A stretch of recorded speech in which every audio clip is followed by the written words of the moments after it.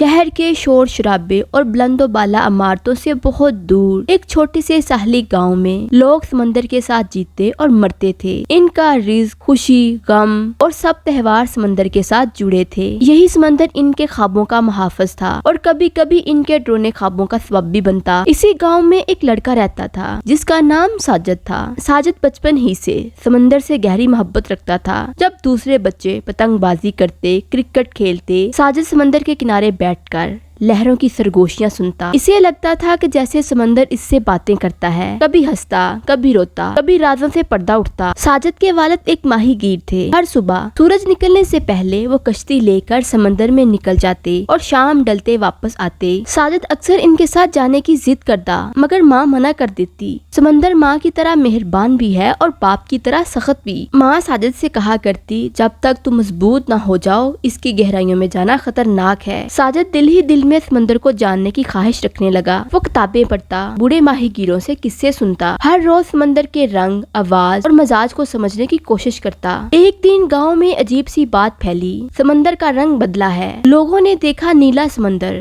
ہلکے سبز رنگ میں بدل گیا ہے۔ کچھ نے کہا کہ طوفان کی نشانی ہے، کچھ نے کہا کہ قدرت کا کرشمہ کہتے ہیں۔ ساجد چونک گیا۔ اس نے سوچا آخر سمندر ہمیں کیا بتانا چاہتا ہے۔ اسی رات جب چاندنی چمک رہی تھی، ہوا خاموش تھی، ساجد چھپ کر ساحل پر گیا۔ وہ تنہا بیٹھا سمندر سے مخاطب ہوا، کیا تم مجھے اپنا راز بتاؤ گے؟ اچانک ایک نرم سی آواز گونجی، تم وہ ہو جو سنتا ہے، اب وقت آ گیا ہے کہ تم دیکھو بھی۔ ساجد نے ادھر ادھر دیکھا مگر کوئی نظر نہ آیا۔ اسے لگا شاید یہ میرا وہم ہے۔ پھر سمندر کی لہریں عجیب انداز میں چمکنے لگیں، جیسے وہ روشنی کی زبان میں کچھ لکھ رہی ہوں۔ پانی میں ایک منظر ابھرا۔ ساجد نے دیکھا برسوں پہلے ایک طوفان آیا تھا جس نے کئی کشتیاں نگل لیں۔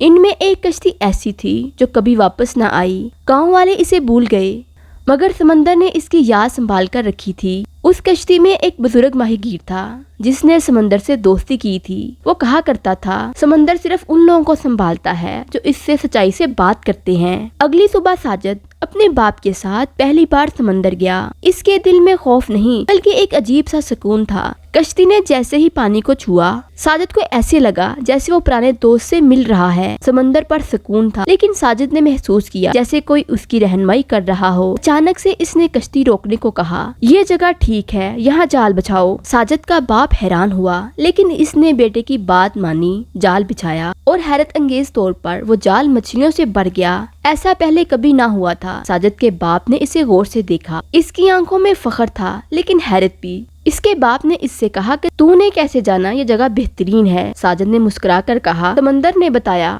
تب باپ نے اسے پہلی بار گلے لگایا اور کہا، شاید اب وقت آ گیا ہے کہ تو میری کشتی سنبھال لے۔ دن، ہفتے اور مہینے گزرنے لگے۔ ساجد اب ماہی گیروں کا رہنما بن چکا تھا۔ جب کوئی بھی پریشان ہوتا وہ ساجد کے پاس آتا۔ ساجد سمندر کو سناتا، پھر وہ مشورہ دیتا اور کہتا، سمندر سے بات کرنا سیکھو، وہ ہر سوال کا جواب دیتا ہے، اسے بس دل سے سننا چاہیے۔ وقت کے ساتھ ساجد کی کشتی مشہور ہو گئی۔ لوگ دور دور سے آ کر اس سے سیکھتے مگر ساجد غرور میں نہ آیا۔ روز صبح اسی طرح ساحل پر بیٹھتا، سمندر سے باتیں کرتا، اس کی رہنمائی میں زندگی گزارتا۔ ایک دن ایک چھوٹے لڑکے نے ساجد سے پوچھا، کیا سمندر واقعی بولتا ہے؟ ساجد نے مسکرا کر جواب دیا، اگر تم خاموش ہو کر سنو تو ہاں وہ بولتا ہے، اور جو اس کی زبان سمجھ لے وہ کبھی گم نہیں ہوتا۔